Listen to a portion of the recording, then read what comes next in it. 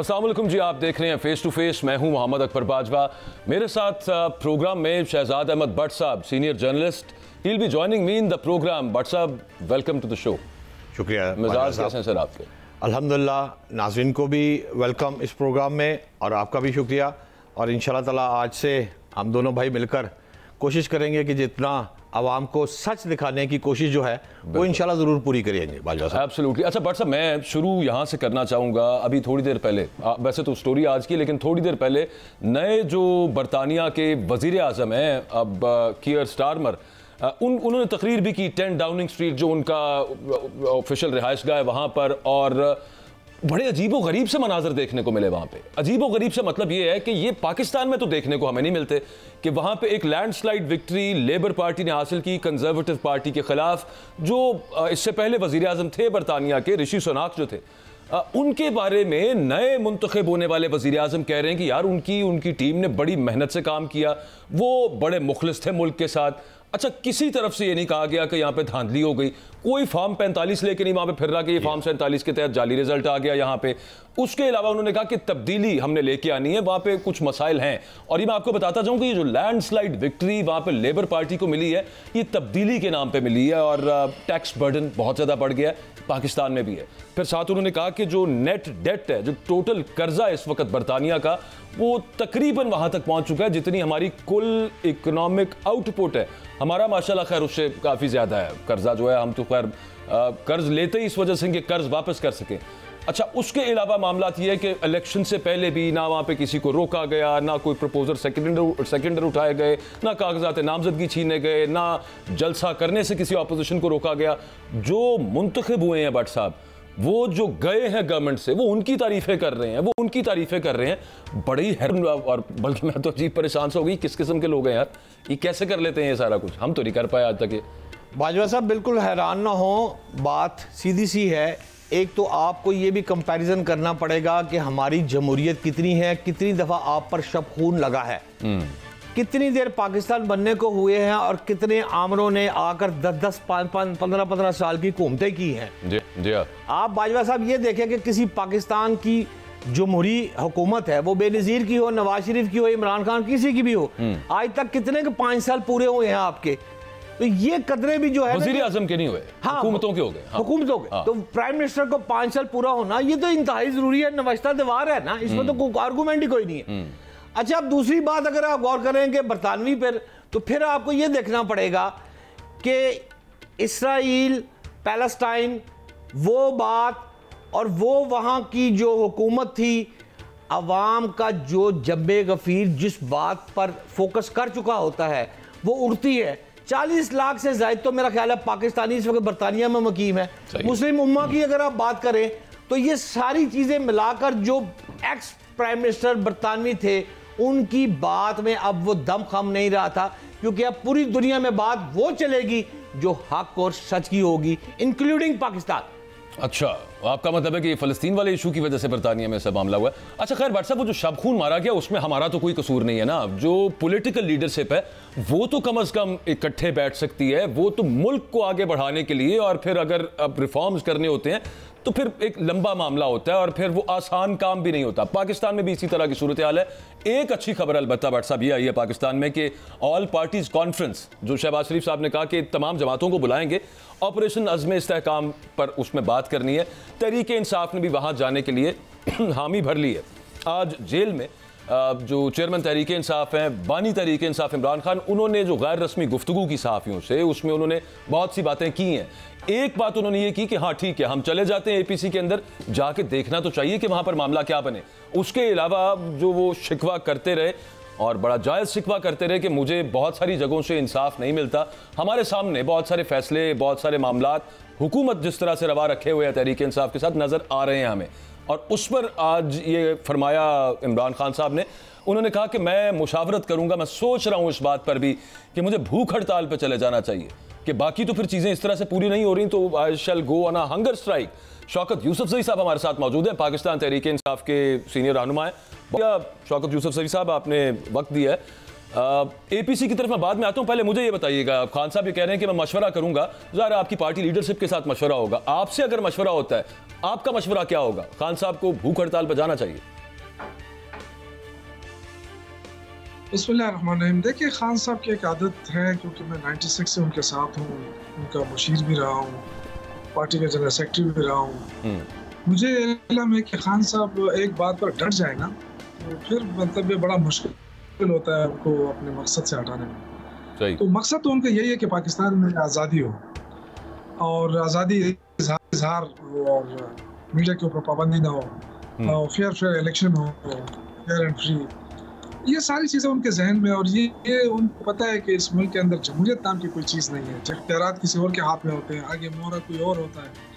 तो पहली दफ़ा एक लीडर जो है वो खड़ा हुआ है और वो कह रहा है कि जी मैं मुकाबला करूँगा। लेकिन अब बात यह है कि मुकदमे जाली होंगे, आप जाली मुकदमों में अगर अदालतों में पेश होंगे तो अदालतें आपके साथ वो सलूक नहीं कर रही जो इंसाफ के तकाजे पूरे हों और साफ नज़र भी आ रहा हो। तो मेरे ख्याल से एक चीज़ तो बड़ी क्लियर है, मैं वकील तो नहीं हूँ, लेकिन हमने बहुत सुना था कि जी जब आप कोई जज आपका केस सुन रहा हो तो कानूनी या वो नहीं कह सकता, लेकिन अखलाकी तौर पर मैं माजरत के साथ आपको यहाँ पे इंटरप्ट कर रहा हूँ। मैं सिर्फ ये चाह रहा हूँ जरा एक आपका तो राय आ जाए ना, आप इतने क्लोज रहे हैं इमरान खान साहब के कि ये हंगर स्ट्राइक पे, भूख हड़ताल पे जो जाने का वो कह रहे हैं कि मैं सोच रहा हूँ, आपके ख्याल में वो ये जहन बना चुके हैं, लेकिन वो कह रहे हैं कि मैं मशवरा करूंगा। आपका मशवरा क्या होगा, मैं ये पूछना चाह रहा था। देखिए, मेरे ख्याल से तो भूख हड़ताल पे नहीं जाना चाहिए उनको। मुझे लगता है ऐसा, क्योंकि ये जो है या ये जो लोग हैं कल कुछ और कह देंगे कि जी देखिए ये तो भूख हड़ताल पे चला गया था इसलिए हालात ख़राब हो गई। क्योंकि खान साहब जो वो ऐसी भूख हड़ताल नहीं करेंगे जो हमारे दूसरे सियासी लीडरान साहिबान करते थे कि तंबू के पीछे जाके खाना खा के वापस आके फिर तस्वीरें खिंचवाते थे। वो जब भूख हड़ताल करेंगे तो बहुत सख्त भूख हड़ताल हो जाएगी। तो मैं तो नहीं चाहता कि पाकिस्तान के इतने बड़े लीडर के साथ इतना बड़ा जुल्म हो, लेकिन मैं ये कह रहा हूँ कि अगर उन्होंने ये बात कर दी है तो इसको सीरियस लेना चाहिए। सही। और उनके जो ग्रीवेंसेस हैं उनको दूर करना चाहिए। अब ये कि जब एक जज पे आदम एतमाद हो रहा है तो क्या अखलाकी तौर पे वो जज बैठ सकता है उस पर, क्या वो केस सुन सकता है? अखलाकी बात कर रहा हूँ, चलो कानून का तो मुझे नहीं पता है।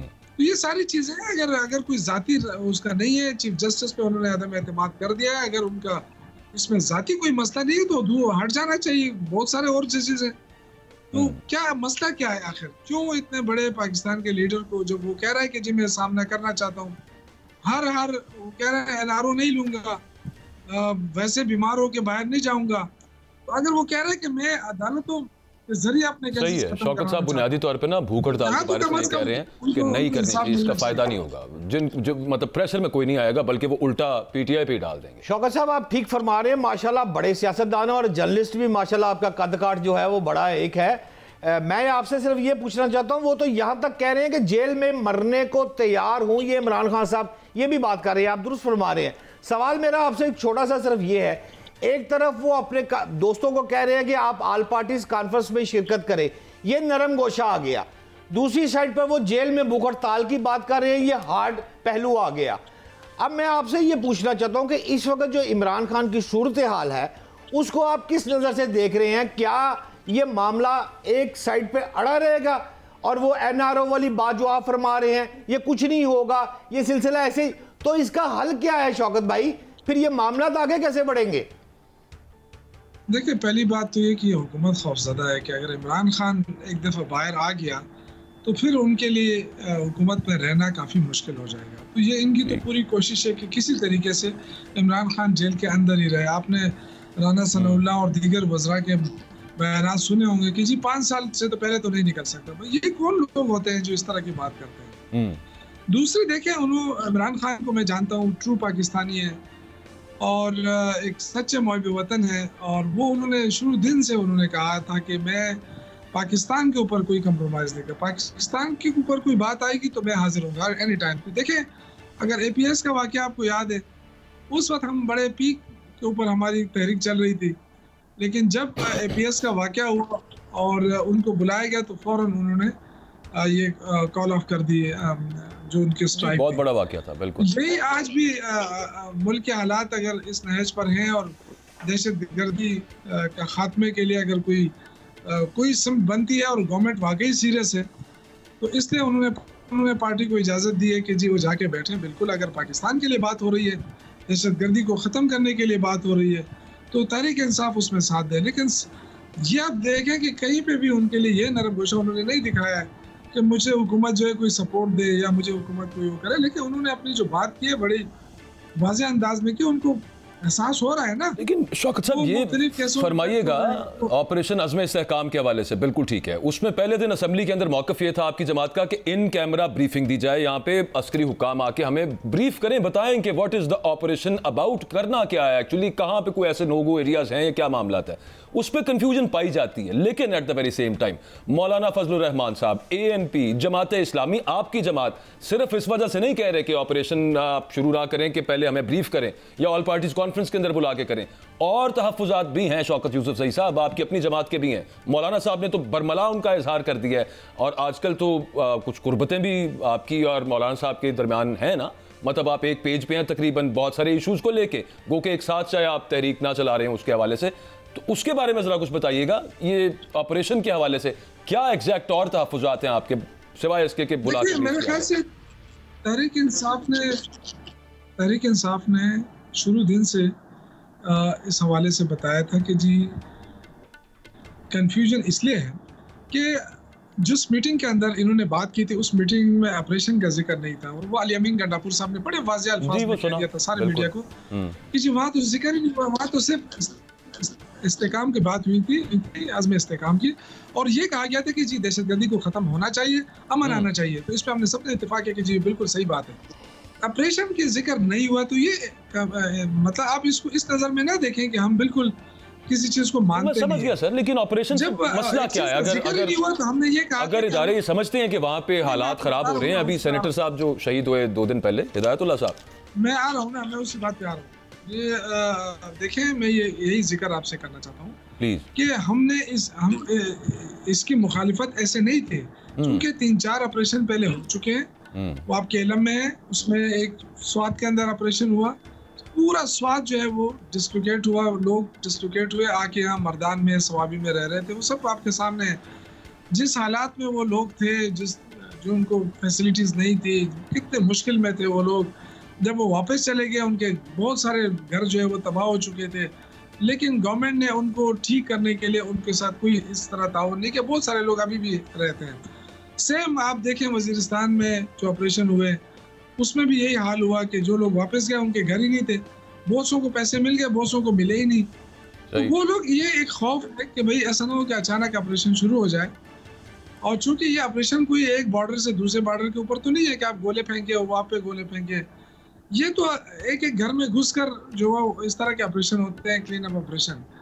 इसमें आपको लोकल लोगों को एतमाद में लेने की जरूरत होती है। बगैर लोकल लोगों के ताउन से आप कोई भी ऑपरेशन कामयाब नहीं करा सकते।